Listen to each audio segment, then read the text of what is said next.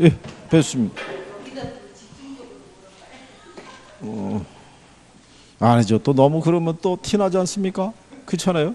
예? 나머지 분들이 분담을 해서 그거를 받아주셔야지 그 한 분으로만 집중하면 또 되겠어요. 김 총각이나 혹시 나오면 걔는 좀 실력을 키워야 되기, 배양을 해야 되기 때문에 아 참.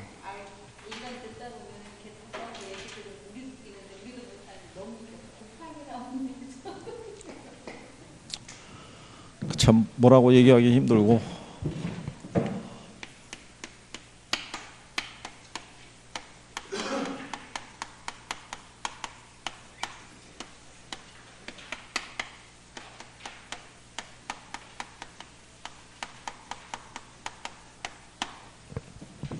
자, 이 부동산 특성에서는요, 토지의 자연 특성이 일단 제일 중요해요. 이거는 자연물이기 때문에 얘가 선천적으로 갖고 있는 특성이에요. 그러니까 우리 인간의 힘으로는 변화를 줄 수가 없어요. 그래서 선천적이고 불변적인 특성이라고 얘기를 해요. 자, 그런데 여기 우리가 뭐라고 했냐면요, 부동성이 있고 부증성이 있고 영속성이 있고 개별성이 있고 인접성이 있을 때 위에 거 요거 세 가지가 주요 특성이라고 얘기했어요. 그죠? 이거 주요 특성으로 분류하는 거는 얘들만 단독으로 문제가 나올 수 있다는 거예요. 작년에 얘가 나왔어요. 박스 처리해서 토지의 특성 중에서 무슨 특성에 관한 내용이냐라고 해서 물어봤어요. 단답형으로. 그냥 읽으면 답이 탁 나오게끔 배열을 해준 거죠. 그래서 얘가 23회하고 29회 때 출제한 거예요. 얘가. 그리고 영속성이 26회하고 27회 때 나왔어요. 현재 얘가 안 나오고 있죠. 근데 얘는 20회 이전에 냈었어요. 근데 얘는 워낙 뚜렷하기 때문에 이건 나오면 그냥 뭐 맞추라고 하는 것밖에는 달리 방법이 없어요. 얘가. 그래서 현재 이렇게 나와 있다는 얘기예요. 그러면 여기서 개별성하고 인접성이 있을 때 요건 요 부동성에서 파생된 거예요. 이게. 그러니까 얘네는 단독으로 문제가 구성되기는 어렵고요. 지문으로 나오면 여기까지만 나와요. 개별성까지만.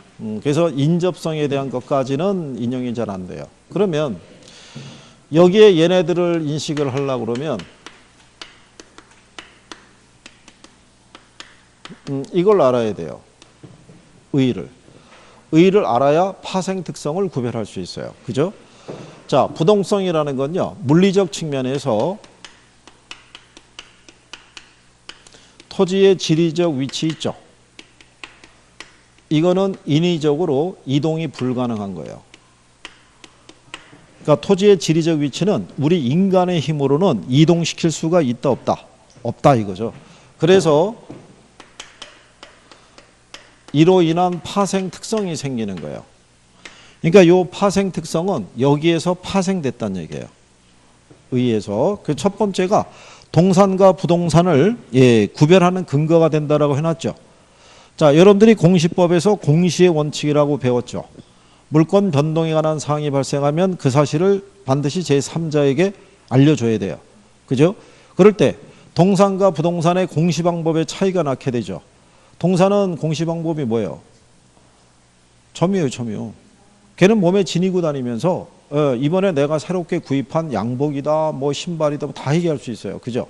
근데 여러분이 이번에 대전에서 토지를 취득했다고 그래서 토지를 맨날 몸에 지니고 다니면서 이게 이번에 내가 사려 산 토지야 이렇게 보여줄 수 있어요, 없어요?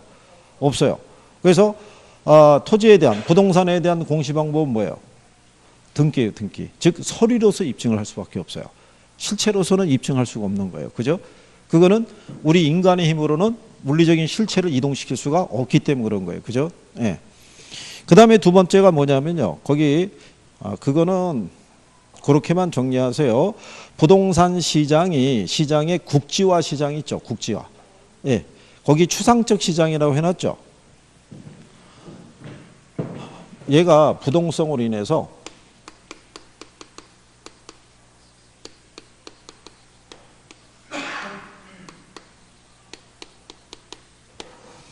이게 양면성을 가지고 있다고 해줘야 돼요.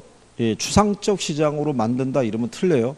그 하나만 들어오면 틀리는 거예요. 두 개가 같이 들어와야 돼요. 같이. 네. 그래서 얘 특징 중에 하나가 뭐냐면요. 부동산 시장에 국지화를 발생을 시켜요. 이게 국지화가 되면서 이 안에 여러 개의 하위 시장이 있죠. 예, 서브 마켓이 존재하게 돼요. 그래서 부동산 시장은 전국적인 시장 체계를 갖출 수가 없어요. 자, 지난번에 설명해 드린 것처럼 둔산동에도 주택시장이 있어요. 근데 이 안에 들어가면은 단독주택이 있고 공동주택이 있어요. 여기가 자가주택시장이 있고 임대주택시장이 있어요. 얘네도 물론 자가주택시장이 있고 또 뭐가 있어요? 임대가 있는데 얘들을 세분하면은 아파트도 있고 연립도 있고 그 다음에 다세대도 있고. 근데 얘네들이 규모에 따라 또 브랜드에 따라 위치에 따라 시장에서 거래되는 가격이 있죠. 임대료 있죠. 거래 관행이 있죠. 기대 이율이 있죠. 이게 다 같아요, 틀려요? 둔산동 안에서도 틀릴 거 아니에요. 근데 대전에 둔산동만 있는 게 아니잖아요. 오리동도 있고 다양한 동네가 존재하죠. 그렇잖아요. 이런 식으로 부동산 시장은 고도로 국지화되어 있는 거예요. 이 동에 가도 역시 무슨 시장이 존재해요? 주택시장. 여기도 똑같다고요. 무슨 말인지 아시겠죠? 그럼 이렇게 시장이 고도로 국지화되어 있고 이렇게 서브마켓이 존재하는 이유가 왜 그렇다? 움직이지 못하니까. 그러니까 시장이 이렇게 쪼개져서 존재하는 거예요. 무슨 말인지 아시겠나요? 네, 그래서 어디에 있는 걸 거래하느냐에 따라서 형성되는 시세도 틀릴 수밖에 없어요. 그래서 여러분 시험에 어떻게 출제했냐면 부동산 시장의 국지성으로 인해 동일한 가격이 형성이 된다. 이렇게 출제한 적이 있어요. 그럼 틀릴 수밖에 없는 거죠. 걔가 답이었어요. 네? 틀린 거 고르라고 할 때. 그래서 이렇게 시장의 국지화를 유도하는 게 뭐 때문에? 부동성에서 기인한 것이다. 기억하시면 되겠고요. 그 다음에 외부 효과가 유발이 돼요. 그죠? 외부 효과 아시죠? 네. 이게 주택시장인데 인근에 공원이 조성이 되느냐 공장이 들어서냐에 따라서 가치는 달라질 수 있어요? 없어요? 달라질 수 있어요. 아니 오늘은 어쩐 일로 그렇게 또 두 분이나 또 등장을 같이 또 하시고 회식이요? 회식을 뿌리치고 왔다는 얘기입니까? 회식을? 끝나고요? 일찍 끝났네요? 1차에서? 그게 참 희한하다는 얘기죠. 지금 오신 분이 이게 아주 술을 좋아하신다라고 나는 뭐 접해본 적은 없는데 주변의 평가가 그렇더라고요. 그래서 그렇군요. 이제 대충 김총각만 등장하면 올 사람 거의 다 온 것 같은데 말이죠. 그죠? 참. 어쨌거나. 자, 그러면 이 외부 효과 있죠. 예, 외부 효과라는 건 외부라는 표현이 들어가 있다는 얘기는 이거는 시장 기구를 통하지 않고 발생하는 거예요. 그죠? 그래서 이 외부 효과의 문제는 시장의 기능으로는 해결할 수 있다 없다. 해결이 안 돼요. 그래서 이 문제를 해결하기 위해서 누가 들어오냐면 정부가 들어와요. 정책 수단을 가지고. 그죠? 외부 효과의 문제를 해결하기 위한 대표적인 정책 수단이 뭐예요? 그게 지역지구제예요. 지역지구제. 그래서 우리가 토지이용 규제를 하죠.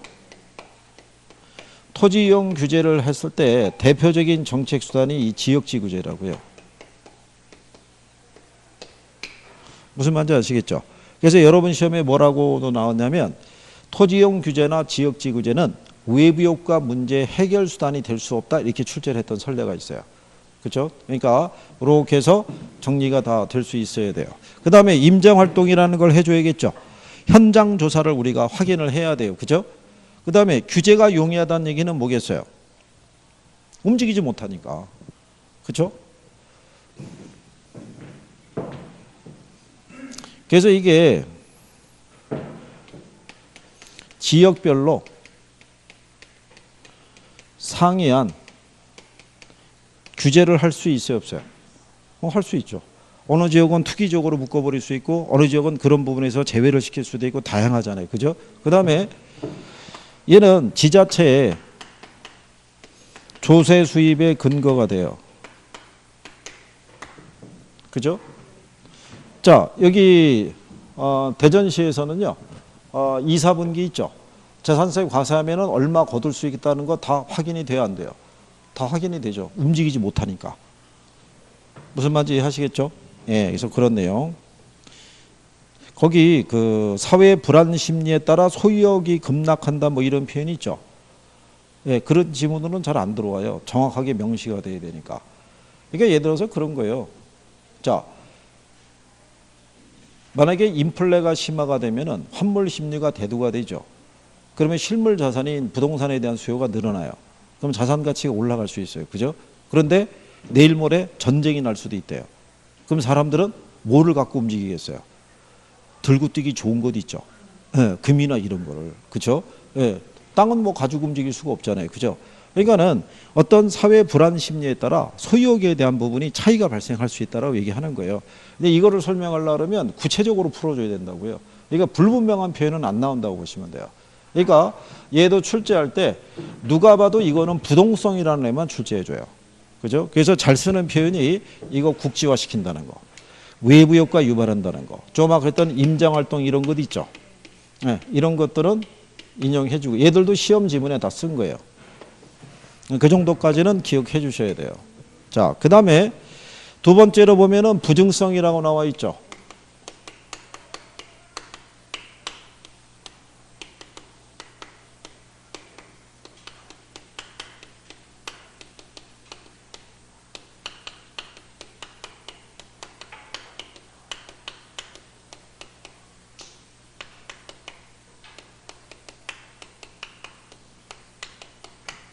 토지는 생산비를 투입해도요 물리적 절대량을 늘릴 수 없다라는 것 있죠. 그게 부증성이에요. 부증성. 자, 이로 인해서 우리가 지난번에 이렇게 얘기했었죠. 공유 수면 매립이라든가 간척 사업이 있죠. 예, 이거를 통해서 국토 면적을 증가시키는 것 있죠. 이거 부증성의 예외라고 할 수 있어요, 없어요? 에? 공유수면 매립이나 간척 사업을 통해서 국토 면적을 증가시키는 것은 이 부증성의 예외라고 할 수 있다, 없다? 부증성의 예외는 없어요. 무슨 말인지 아시겠죠? 지난번에 이것처럼 강이나 호수나 바다나 하천이나 다 같은 토지 자원으로 보는 거예요. 그러니까 여러분들이 우리 인류가 거주하고 있는 지구 있죠, 지구. 에? 지구의 70%가 뭐예요? 물로 돼 있잖아요. 근데 바다도 토지 자원으로 보는 거야. 그러니까 우리 인류가 거주하고 있는 지구라는 거는 거대한 단 하나의 땅덩어리예요, 그냥. 그러니까 이거는 우리 인간의 힘으로는 늘릴 수 있어요, 없어요? 늘릴 수 없다는 거예요. 그게 부증성의 사고라는 거예요. 그래서 부증성의 예외는 있다, 없다? 없다. 그것도 시험상에서 한 2번 물어본 거예요. 이것도 한번 출제한 적이 있어요. 토지는 일반 재와 마찬가지로 노동이나 생산비를 투입해서 물리적인 양을 증가시킬 수 있다. 그럼 틀리는 거겠죠. 무슨 말인지 아시겠죠? 그래서 그거 구별하시면 돼요. 그래서 거기 보시면 토지의 물리적 공급 곡선이 수직선이 되게 한다라고 돼 있죠. 수직선이라는 게 뭐예요? 어? 완전 비탄력죠. 완전 비탄력죠. 그죠? 예, 그 얘기를 하는 거죠. 그래서 이제 대표적으로 여러분들에게 물어보는 게 이거예요.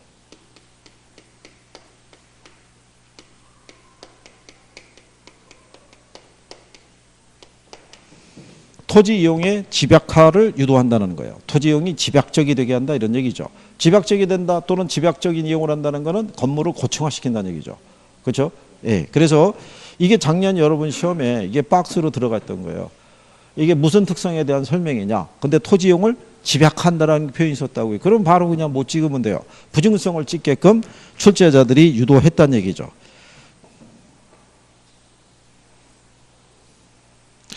거기 그 내용에 보면은 그래서 최유역 이용의 강조 근거가 된다라고 돼 있죠. 예, 그게 왜 그러냐면 우리가 얘를 잘못 사용한다 그래서 다시 또 생산할 수 있다, 없다? 없다는 얘기예요. 그래서 항상 무슨 이용이 되게끔 최유역 이용이 되게끔. 예, 그 다음에 거기에 보시면 우리 앞에서 뭐 배우셨냐면 원가법이라고 배웠죠. 원가법은 건물 가치를 구하는 방법이지 토지 가치를 구할 수는 없어요. 토지 가치를 왜 못 구하겠어요? 원가법에 의해서. 어?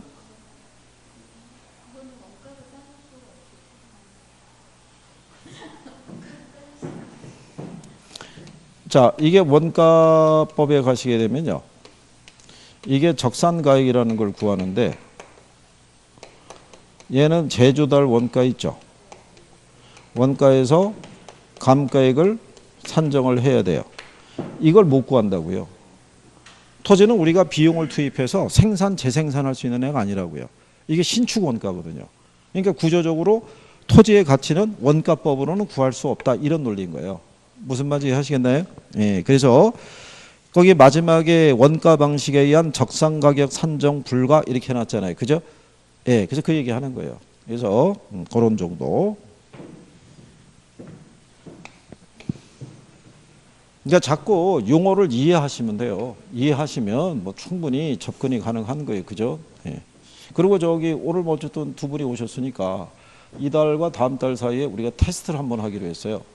테스트를. 원래 오늘 두 분이 등장을 안 했으면 다른 분들에게 침묵을 유지하라고 얘기했거든요. 언제 두 분이 오시면 그때 시험 보려고 그랬는데 오늘 등장을 하셨으니까. 그래서 문항수는 한 20문항 정도 되고요. 20문항. 그래서 며칠 날 볼 건지는 아직 정해지지 않았어요. 예, 날짜를 알려주면 출석률이 급격히 떨어지기 때문에 그래서 그날은 아마 없던 회식도 생길 것 같아서 이건 두 분이 다 등장하면 그때 갑자기 밖에서 문이 열리고 답안지 시험지 배포되고 시험을 한번 보실 거예요. 실력을 알아야 되니까요. 제가. 예? 그래야 어떻게 보완을 해주든지 말든지 할 거 아니에요. 합격은 시켜야겠고. 그죠? 여기에 간 큰일 나는 거예요. 여기 그나마 이 인원에서 합격자 수라도 좀 나와야 내년에 이 학원이 광고할 때 합격률로 승부를 볼 거 아니에요. 그죠? 합격자 수 갖고는 전혀 승부가 안 나는 거예요. 올해 이 학원은. 여기 인원 다 모여봐야 10명이에요. 그죠? 만약에 10명이 합격을 하면은 우리 입장에서는 굉장하잖아요. 그죠? 다 합격했는데. 근데 10명이라고는 광고 못 한다고요. 문 닫으란 얘기니까. 그럼 우리는 합격률로 가야 돼요. 그죠? 100% 이렇게. 네? 그래서는 열심히 해야 된다고요. 오늘이 참고로 171일 남았습니다. 그죠? 이거 금방 갑니다. 그죠? 그러면 금방 세 자릿수에서 두 자릿수로 줄어듭니다. 그러면 바로 시험장 갈 날이 다가오는 거죠. 그러니까 참.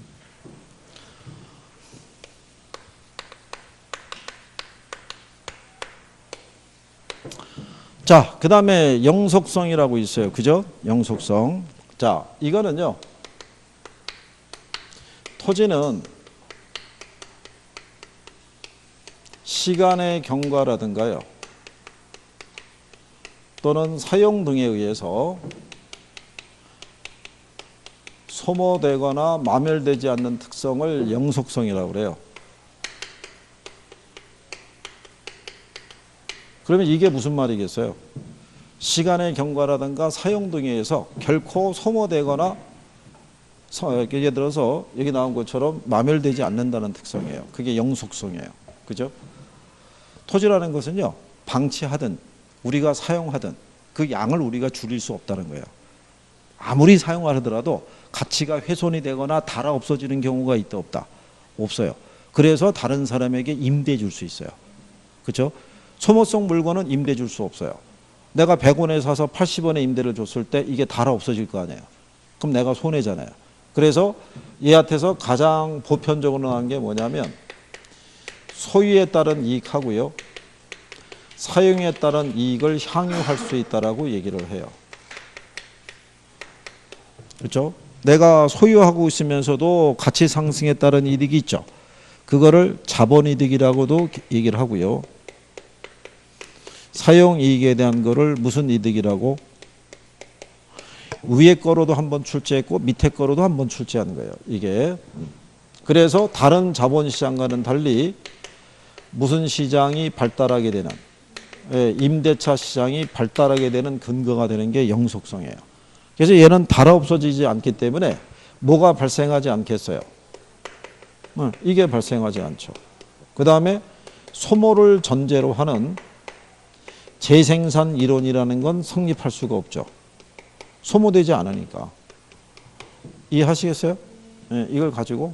그래서 그 의미만 이해하시면은 밑에 나와 있는 내용들을 다 정리할 수 있는 거예요. 그죠? 무슨 말인지 아시겠죠? 그래서 얘가 이게 우수하다는 거예요. 이게 우수해서 투자 대상으로 선호도가 어떻게 돼요? 높아지는 거예요. 금이나 다이아몬드와 마찬가지로 가치 보존력이 우수하죠. 훼손되지 않으니까. 그리고 얘는 사용을 하면 할수록 가치가 높아져요. 자연 상태로 있는 토지를 우리가 개량을 해서 농지나 택지로 전용해서 쓰면은 종전보다 가치가 더 비싸질 수 있어요, 없어요? 있죠. 그게 영속성이라는 거예요. 그죠? 그러니까 의미를 잘 기억하시면 돼요. 그죠? 예? 자, 그 다음에 그 개별성이라고 있어요.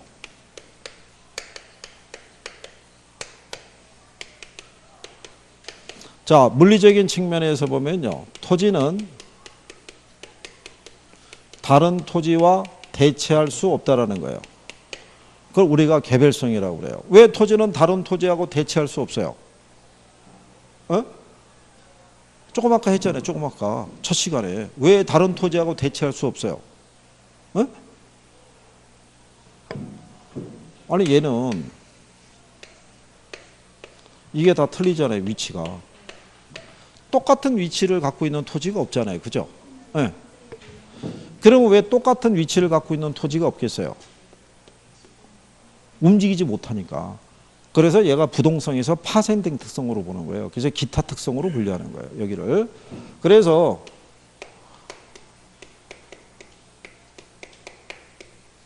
시험에는 저는 안 나오는데요. 무슨 법칙이 성립이 안 된다는 거예요. 일물일가의 법칙이 성립이 안 된다는 건데 이거는 현실 시장에서는 성립이 안 돼요. 일물일가의 법칙은. 이거는 완전 경쟁 시장에서요. 상품의 동질성을 전제로 하는 거예요. 그러니까 동일한 시점을 기준으로 동일한 종류의 상품 가격은 하나만 성립한다는 거예요. 그런데 현실 시장은 그렇지 못하죠. 이번에 미국산 커피 브랜드가 새롭게 우리나라에 그 입점이 됐죠. 언론에도 소개가 됐는데 새로운 브랜드래요. 예, 근데 그거 커피 한 잔 마시기 위해서 몇백 명의 사람들이 한 3시간씩 줄 서서 기다렸다고 그래요. 그죠? 근데 그 커피 한 잔 가격이 책정이 됐는데 다른 나라에서는 한 5,000원대인데 우리나라만 6,000원대래요. 그러니까 우리나라만 비싸게 팔아요. 희한한 거예요. 그죠? 스타벅스 애들도 우리나라 커피 한 잔 가격이 제일 비싸요. 다른 나라에 비해서. 그래도 해가 우리는 줄 서서 또 사 먹는 거예요. 그거를. 아마 기다리시면 조만간 대전에도 하나 생길 거예요. 그죠? 광역시인데 뭐 안 들어오겠어요? 그렇지 않겠어요? 그러니까 뭐라고 얘기할 수가 없죠. 자, 그래서 일물일가의 법칙이라는 게 성립이 안 되고요. 근데 요 개별성이라는 것은 물리적인 면에서는 대체성이 없다는 것이지 용도적인 관점에서는 대체성이 있을 수 있어요, 없어요?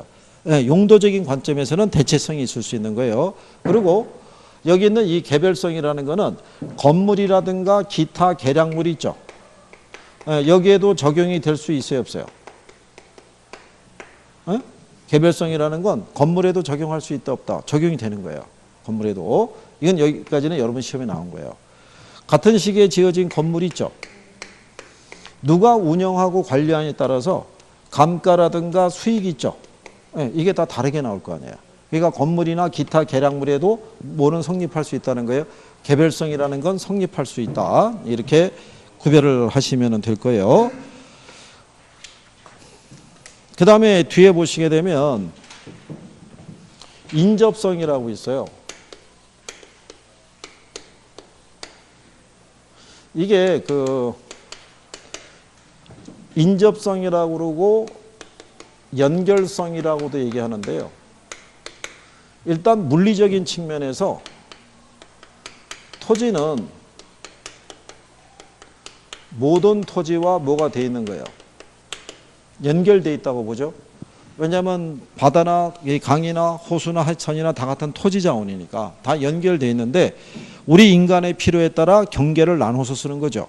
국경, 도계, 군계, 개인 소유 간의 경계를 나눠서 쓰는 거죠. 그 과정에서 이게 발생하는 거예요. 인접성이라는 게. 인접성이라는 거는 주변 토지가 이렇게 딱 붙어 있는 상태를 인접성이라고 그래요. 이게 붙어 있으니까 갑이 자기 땅에다가 주택을 지으면은 소유권의 경계를 표시하기 위해서 자기 땅을 기준으로 담장을 설치해야 되는데 우리나라 정서는 밀고 들어가요. 이렇게. 여기까지가 우리 땅이라고. 그러면서 소유권에 관한 분쟁이 발생할 수 있어요, 없어요? 이렇게 분쟁이 발생하는 건 인접한 토지상에서 발생하는 거예요. 그러면 왜 이렇게 인접한 토지가 발생하겠어요? 움직이지 못하니까. 그래서 거기에 착안해서 우리나라 학자가 만들어낸 거예요. 그래서 우리나라 학자가 만들어내서 그 양반이 7회 때 출제에 들어갔을 때 딱 한 번 냈어요. 그러고 난 이후부터는 등장한 적이 없어요. 왜? 다른 부동산 학자들은 그냥 기타 특성으로 보는 거예요. 그건 그 양반 생각이지. 뭐 이런 얘기예요. 그러니까 거의 나올 일이 있다 없다. 나올 일이 없어요. 근데 이게 나중에 그 학원들에서 내는 기본 문제집 있죠. 문제집을 가면 얘도 오지선다로 들어가 있어요. 왜? 기본 문제집은 기본서에 있는 모든 내용을 다 오지선다화해서 내주는 거야. 다 바꿔서. 그래서 들어가 있는 거지. 여러분 나중에 기출문제 있죠. 네, 기출문제 보셨을 때 한 10년 정도의 기출문제를 봤을 때 이 부동산 특성 보게 되면 얘가 등장한 게 없어요. 얘를 왜 등장을 못 시키냐면 생각해 보세요. 자, 외부 효과의 영향을 얘도 받아요. 여기에 공원을 조성해 주느냐 공장을 조성해 주냐에 따라서 가치가 틀려질 거 아니에요. 그러면 외부 효과에 영향을 주는 게 뭐냐? 그래서 부동성을 집어넣어주고 2번에 인접성을 넣어주게 되면 이게 복수정답이라고요. 그러면 학자들은 얘가 주요 특성이고 기타 특성인데 얘를 쓸 리가 없죠. 얘를 쓰지. 그렇기 때문에 인용을 안 해주는 거예요. 그러니까 그냥 참고하셔도 돼요.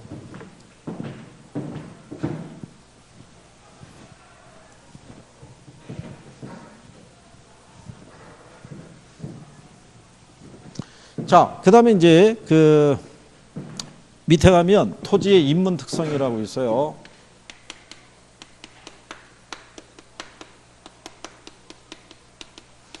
요거는요, 우리 인간이 토지를 이용하는 과정에서 발생한 후천적이고 가변적인 특성을 우리가 인문 특성이라고 그래요. 자, 이거는 여기 부동성이 있죠. 지리적 위치는 우리 인간의 힘으로는 이동시킬 수가 없고요. 물리적인 양이 있죠. 이거는 우리 인간의 힘으로는 증가시킬 수가 없어요. 이게 엄청난 제약 조건인 거예요. 위치도 마음대로 이동을 못 시켜, 양도 우리가 늘릴 수가 없어. 그래서 그거를 완화하기 위해서 이게 만들어진 거예요.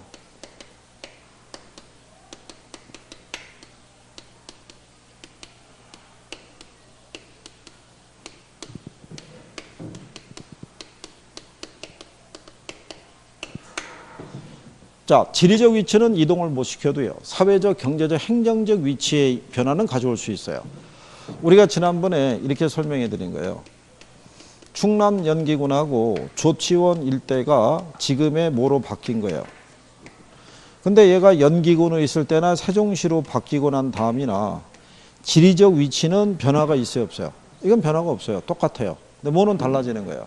사회적, 경제적, 행정적 위치를 변화는 가져올 수 있는 거예요. 무슨 말인지 아시겠나요? 그래서 이게 여러분한테 한번 시험으로 어떻게 내줬냐면 아파트 인근에 마트하고 대형 마트하고 공원이 조성이 됐다는 거예요. 이게 그러면 부동산의 특성 중에서 어떤 것과 연관이 있는 것이냐 이걸 물어봤던 거예요. 기출에서. 그러면 마트하고 공원이 조성되기 전이나 조성된 후나 이 아파트의 지리적 위치는 변화가 없어요. 근데 얘가 들어섬으로써 이 위치의 변화는 생기죠. 그래서 답이 부동성하고 위치의 가변성이었던 거예요. 답이. 그래서 원래는 간평 쪽에서는 묶어서 설명해줘요. 부동성하고 뭐하고 위치의 가변성. 그 다음에 부증성하고 용도의 다양성을 묶어서 설명해 주는 거예요.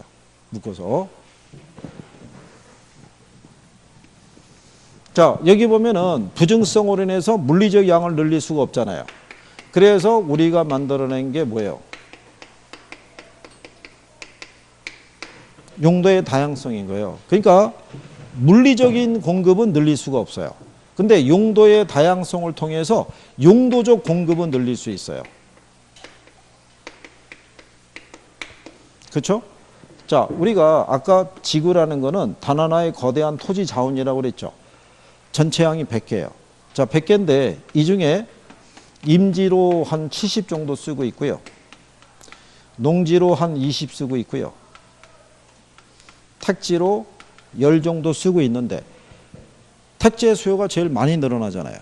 그럼 이번에 택지의 수요가 한 5 정도 늘어났어요. 그렇다고 해서 여기다 플러스 5를 해줄 수는 없잖아요.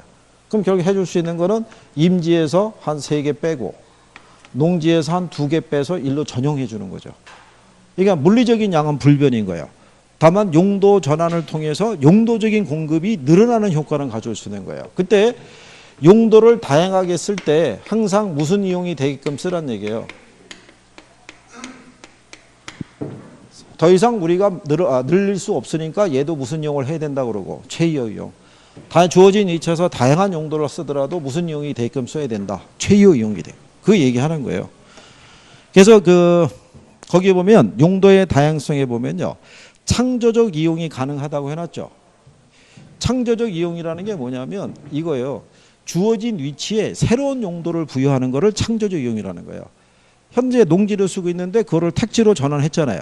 그럼 새로운 용도가 부여가 된 거잖아요. 그게 창조적 이용이라는 거예요. 그 다음에 적지론의 근거가 된다라고 해놨죠. 네, 적지론이라는 거는 뭐 얘기하겠어요? 적지론. 우리 입지할 때 했잖아요. 적지론.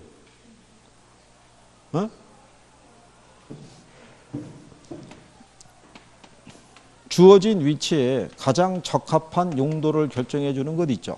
그게 적지론이에요. 그러니까 무슨 이용이 될 수 있는 용도를 정해줘야 돼요. 최이용이 될 수 있는 용도를 선택을 해줘야 되는 거예요. 결국 최이용 이용이라는 게 가장 한선이에요. 경계의 경계. 그것도 못하면 감가를 발생시키는 거예요. 감가. 가치를 평가할 때. 그래서 자, 그게 이제 용도의 다양성에 관한 거고요. 그 다음에 중간에 가면은 병합 분할의 가능성이라고 있죠. 예. 얘들을 지원해 주는 역할을 하는 거예요. 이게 있어야지만 위치의 변화도 가져올 수 있고 용도의 변화도 가져올 수 있어요. 그죠? 자, 우리가 충남 영기군이었을 때요. 조그만 농로가 이렇게 지나고 있고요. 여기 만약에 다 농지예요. 농지고 여기 농가주택들이 이렇게 있다고 가정하자고요. 근데 얘네가 택지지구로 바뀔 거 아니에요. 그러면은 도로가 확장이 되겠죠. 이렇게. 그리고 이 안에는 개인 소유의 토지의 농지가 이렇게 또 나눠져 있을 거 아니에요. 그렇잖아요. 근데 이거를 통으로 사용할 수는 없잖아요. 그렇잖아요. 그러면 우리의 필요에 따라서 적정한 크기로 뭐 해서 택지를 조성한 다음에 쪼개서 분양을 하든가. 그렇잖아요. 그러면 원래는 얘가 도로 이면에 있던 농가주택인데 도로가 확장이 되면 도로 전면으로 나오잖아요. 그럼 얘가 도로가 앞에 인접해 있으니까 상업적인 요소에 건축물이 들어서야 되는데 개별 주택의 면적을 가지고는 대규모의 건물을 못 짓죠. 그러면 개발업자들이 다 사들이죠. 그래서 넓은 부지를 확보한 다음에 여기다가 건물을 지어서 올리면 주변 환경에 맞는 이용을 할 수 있다는 얘기죠. 그래서 병합 분할의 가능성이 그런 요건이에요. 저게 주어져 있지만 뒷받침이 돼야지만 인문적인 특성이 가능하다는 얘기죠. 그런 요건으로 보시면 돼요. 무슨 말인지 아시겠죠? 그래서 이 특성이라는 표현이 나오면요. 외우는 개념이 아니라 이해를 해야 돼요. 이해를. 그래야지 답을 쉽게 갈 수가 있는 거죠. 자, 그 다음에 이제 나오는 게 부동산 속성이라고 있어요. 여기는 시험상에서 출제 빈도가 그다지 높지 않은 애예요. 그래서 이 속성이라는 건요. 토지의 본질적 가치를 얘기를 해요. 토지라는 거는 자연물로서의 가치도 있고요. 공간으로서, 위치로서 또는 자산으로서 이런 가치, 다양한 가치를 갖고 있다고 토지경제학자인 바로에라는 학자가 제시를 했어요. 한 7개로. 그런데 우리나라의 김영진 교수라는 분이 그 7가지를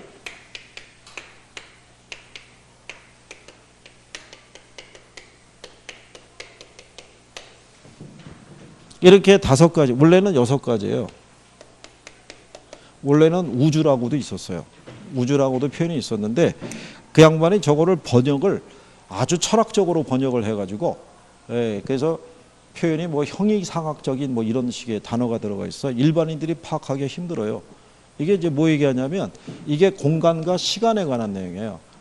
우리가 이 부동산을 보면은 부동산은 공간과 시간이 반영돼 있다고 보시면 되죠. 공간에 있는데 시간이 멈춰져 있는 데도 있죠.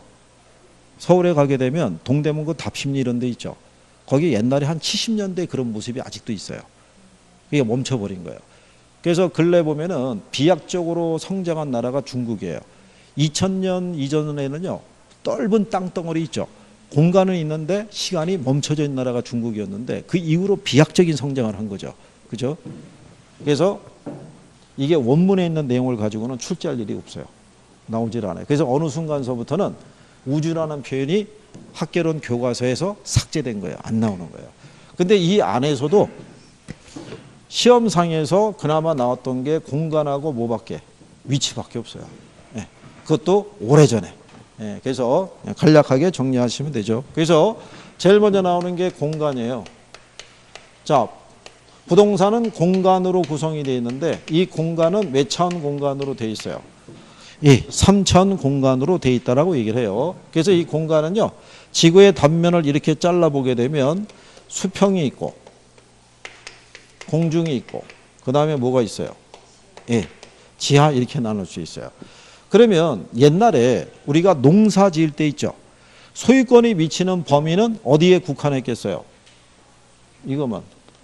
그렇잖아요. 또 법률로서 재산권에 대한 어떤 기준을 만들 때도 이 공간을 기준했을 거예요. 근데 산업사회가 되니까 공간의 이용폭이 커졌죠. 그러니까 법률로서 재산권을 보장받는 근거도 확대된 거예요. 그래서 우리 민법 212조에서는 토지의 소유권이 인정되는 범위는 정당한 이익이 존재하는 상하에 미친다라고 규정해 줬어요. 그러니까 그만큼 공간에 대한 활용성이 커진다라고 이렇게 생각하시면 될 거예요. 그죠? 예. 그래서 뭐 그런 내용이라고 보시면 되고요. 옆에 11페이지에 상단에 가면 부동산 소유권의 공간적 범위라고 해놨죠.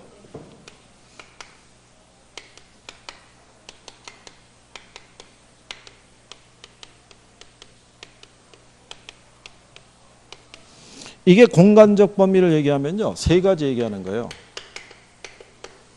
지표권하고, 예, 지하권하고 공중권이 있죠. 예. 원래 이 구분 기준은 영미법에서 구분한 거예요. 영미 구분한 건데 이제 우리가 여기다 갖다 이제 붙인 거죠. 이렇게 해서. 그죠? 예. 그래서 거기 보시면 지표권이라고 돼 있죠. 토지 소유권자가 수평 공간을 배타적으로 이용할 수 있는 권리인데요. 작물을 경작하거나 건물을 건축하거나 지표수를 이용할 권리를 말한다라고 해놨죠. 그게 이제 지표권에서 그게 물에 관한 권리예요. 예, 물에 관한 권리는 물을 사용할 수 있는 권리가 있고요. 물 및 토지에 관한 권리가 있어요. 근데 물 및 토지에 관한 권리는 이것도 역시 시험에 나온 적은 없어요. 이거. 물을 사용할 수 있는 권리는 유역주의가 있고요. 선형주의가 있어요. 나라에 따라서는 절충주의를 쓸 수도 있어요. 그래서 유역주의는 습인지역에서 쓰고요. 선형주의는 건조지역에서 써요. 그 습인지역이라는 건 비가 자주 오는 지역이라고 보시면 돼요. 그죠? 우리는 비가 자주 오잖아요. 어쨌거나. 그래서 수로의 물을 골고루 나눠 쓰더라도 물이 혹시 부족한 상황이 되더라도 참고 기다리면 비가 와서 해결이 돼요. 그러니까 물을 골고루 나눠 쓸 수 있는 유역지를 쓸 수 있는데 건조지역에서는 선용지를 쓰는 거예요. 비가 안 오니까. 그래서 먼저 온 사람에게 우선권을 주는 거예요. 그게 무슨 주의다? 선용. 우리 민법은 무슨 주의 쓰겠어요? 당연히 이거 쓸 수밖에 없죠. 그렇죠? 그래서 그런 내용 정도로 구별하시면 되겠고요. 자, 그 다음에 지하권이라고 있어요. 토지 소유권자가 토지의 지하 공간으로부터 이익을 얻거나 이를 사용할 수 있는 권리를 말하죠. 예, 근데 이제 거기서 얘기하는 게 뭐냐면 이게 여러분 시험에 2번 나온 거예요. 미채굴 광물 있죠. 예. 이거는 우리나라 민법상에 소유권의 대상으로 인정을 안 하고요. 광업법상에 광업권의 객체로 보는 거죠. 이거. 근데 미채굴 광물이 민법상의 소유권이 인정이 된다라고 2번 물어봤어요. 2번. 근데 그게 한 18회, 19회 정도 때 나왔기 때문에 그 이후로는 소식이 끊긴 거예요. 저게. 근데 저것도 잘 사는 나라는 인정해줘요. 못 사는 나라는 인정을 안 해주고 잘 사는. 그러니까 미국 애들은 개인 소유 땅에서 유전이 발견돼도 개인 소유를 인정해 주는 거예요. 그래서 미국 애들이 유명한 게 텍사스 있죠. 거기에 유전지대잖아요. 그게 다 개인 소유 가지고 있잖아요. 그래서 미국에서 명문 가문이라고 얘기해주는 부시 가문 있죠. 걔네가 텍사스 재벌이에요. 걔네가 유전을 갖고 있었다고요. 그래가지고 걔네가 텍사스 주를 근거로 해서 주지사가 당선이 되고 그거를 기반으로 해서 대통령도 되고 다 그랬던 거죠. 그러니까 돈이 많은 집안이죠. 그 집안이. 우리는 만약에 터지면 어떻게 되겠어요? 소유가 터지면 그냥 정부 소유라고 보시면 돼요. 그죠? 하다못해 땅에서 나오는 문화재도 다 정부 건데요. 뭐 개인 소유로 주장할 수가 없으니까. 그러니까 뭐 그런 정도 생각하시면 되고요. 그 다음에 공중권에 대해서도요. 무한대로 소유권을 인정해 주진 않잖아요. 그죠? 그래서 사적인 공중권하고 뭐로? 공적인 공중권으로 나눠요. 그래서 정당한 이익이 존재할 수 있는 범위까지만 개인의 권리를 인정해 주고 그 이상의 공간에서는 항공로 등과 같은 공적인 공중권으로 쓰고 있다. 이렇게 생각하시면 돼요. 그리고 뒤에 가시게 되면 그 12페이지 위에서 한 5번째 줄에 보면 동그라미 5번에 개발권 이전 제도, 용적률, 인센티브 제도 등은 공중공간 활용 방안들이다 이렇게 해놨죠. 그래서 박스에 개발권 양도제 있죠. 개발권 양도제라는 건 현재 우리나라에서는 도입이 안 돼 있어요. 그렇죠? 근데 얘는 토지 정책 수단 중에서 무슨 방법의 단점을 보완하기 위해서 쓸 수 있는 방법이에요. 응?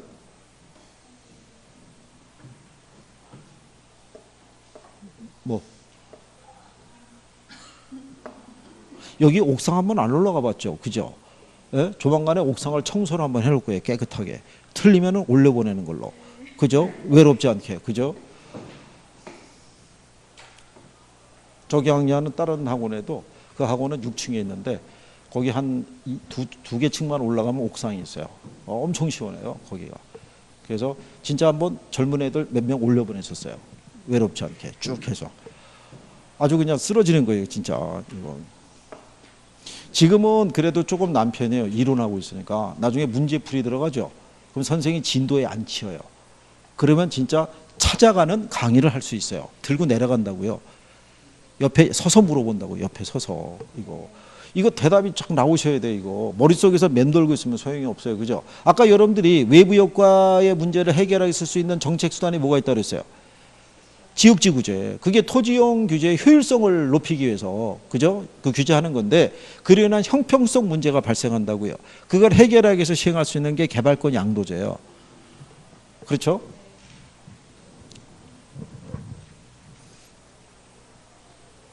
자, 괜찮아요. 나중에 뒤로 가서 정책편에 가서 지역지 규제할 때 또 물어볼 거니까 괜찮아요. 또 해보는 거죠, 뭐. 그래서. 용어만 빨리 정리되시면 어느 정도는 가능성이 있어요. 단 민법하고 밸런스가 맞아야 돼요. 민법하고. 민법이 뒷받침이 안 되면 또 소용이 없어요. 민법이. 그래서 간혹 가다가 이게 그 민법하고 학계론이 있으면 그 민법을 많이 막아서 학계론에 꽂아야 된다 이런 그 논리가 있는 데도 있어요. 그거는 상당히 힘든 거예요. 민법에서 80점 이상을 만든다는 얘기는 거의 강사 수준이라고 봐야 돼요.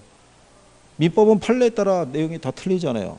그게 학계로는 그런 게 없다고요. 정해져 있으니까. 점수 따기는 얘가 더 좋아요. 얘가 고득점을. 그러니까 얘는 시험이 끝나면 만점짜리가 수두룩하게 나와요. 학계로는. 민법은 만점짜리 찾기 힘들어요. 그렇지 않겠어요? 그러니까 열심히 잘 해주시고 지금서부터 진짜 강한 의지를 갖고 해주셔야 돼요. 그죠? 에?